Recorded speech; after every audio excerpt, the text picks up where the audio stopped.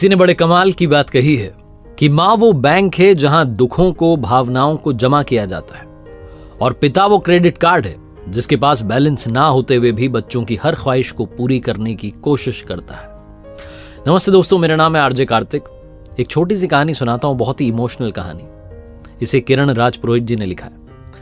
वो लिखते हैं कि एक बार मैं गांव में सभा के लिए जा रहा था। जब भी कोई काम होता था गांव में तो उसके लिए मीटिंग बुलाई जाती थी, उसके लिए जा रहा था। गर्मी की दोपहर थी, तेज चल रहा था। मुझसे भी तेज एक बुजुर्ग आगे निकल गए। मैंने देखा गंदे से पुराने से कपड़े पहने हुए, धोती कुर्ता। मैंने आवाज देकर के कहा, अरे काकू साहब इतनी जल्दी में कहाँ हो? तो कहने लगे, अरे तुम भी चलो किरण, देरी हो रही है। हम चलने लगे तो मेरी नजर जमीन पर पड़ी। जमीन पर गहरे निशान थे, ऐसा लगा कि खून निकल रहा है।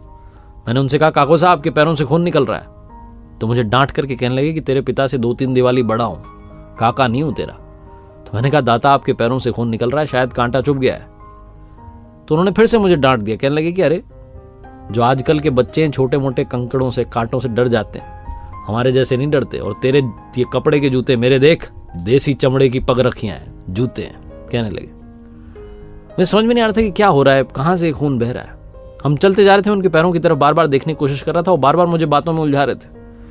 हम सभा में पहुंचे, मीटिंग शुरू हुई, तब भी मेरी नजर उनके पैरों की तरफ थी, लेकिन उन्होंने बड़ी चतुराई से देसी जो अंगोछा होता है, रुमाल, उससे अपने पैरों को छुपा लिया, पता नहीं चलने दिया।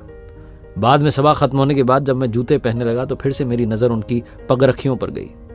फटी हुई थी, एक में तो इतना बड़ा छेद हो रखा था कि होना ना होना उस पगरखी का एक जैसा था उस जूते का। उन्होंने फटाफट से वो फुर्ती से वो पगरखियां पहनी, जूते पहने और चल दिए। फिर से हम वापस आ रहे थे, फिर से मैं उनसे पूछने की कोशिश कर रहा था कि अरे खून बहता जा रहा है। वो फिर से मुझे कह रहे थे, अरे घबरा क्या रहा है, कुछ नहीं होने वाला। मैंने उनसे कह दिया, आपके जूतों में छेद है। जहां मैंने कहा वहां वो थोड़े नरम पड़ गए, कहने लगे, हाँ पुराने हो गए। तो मैंने उनसे कहा कि फिर इन्हें पहनने का मतलब क्या है? तो कहने लगे कि इन्हें पहनना बहुत जरूरी है, ये मैं अपने बेटों की इज्जत के लिए पहनता हूं।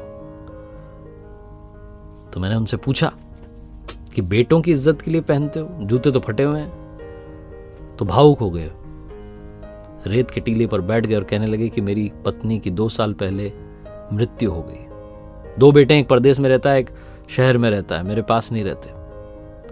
और जब से मेरी पत्नी गई है तब से बहुओं को लगता है कि डोकरी के जाने के बाद में थोड़ा पगला गए हैं। बच्चों को लगता है कि तो रोजाना कुछ ना कुछ जिद करते रहते हैं। 3 साल पहले परदेश में रहने वाले बेटे ने पगरखियां दिलाई थी, तब से पहन रहा हूं। मैंने उनसे पूछा कि बेटों की इज्जत का इससे क्या लेना देना, आपके बेटे तो आपके साथ ऐसा बर्ताव कर रहे हैं। तो वो जो दाता सा थे उन्होंने कहा कि बेटा, जो मेरे बच्चे हैं वो तो अभी और जिएंगे। मैं तो 1-2 साल का और मेहमान हूं, मैं तो चला जाऊंगा। लेकिन अगर मैं कहीं जाकर के अपना दुख रोऊंगा, किसी को बताऊंगा और नंगे पैर चलूंगा, तो लोग तो कहेंगे कि इनके बेटे बहू सही नहीं है। उन बेटों की इज्जत बचाए रखने के लिए फटी सही लेकिन पगरखियां पहन लेता हूं। ऐसा बोल करके वो चलते चले गए। मैंने कहा, मैं आपको दिला दूं? तो कहने लगे, अरे नहीं, तुम तो अपनी मां के लिए नई जूतियां लेकर के जाना, उतना काफी है। कहानी बहुत छोटी है लेकिन इसका सार बहुत बड़ा है। जिन माँ बाप ने हमारे लिए जीवन के सारे दुख सहे, क्या हम उनके लिए थोड़े से दुख नहीं सह सकते? और क्या हम उन्हें अपने सुख में हिस्सेदार नहीं बना सकते? सोचिएगा जरूर। एक बार फिर से वही बात कहूंगा जो अक्सर आपसे कहता हूं, ऊपर वाले के आशीर्वाद के साथ, अपने परिवार के प्यार के साथ और अपनी मेहनत के साथ कर दिखाओ कुछ ऐसा कि दुनिया करना चाहे आपके जैसा।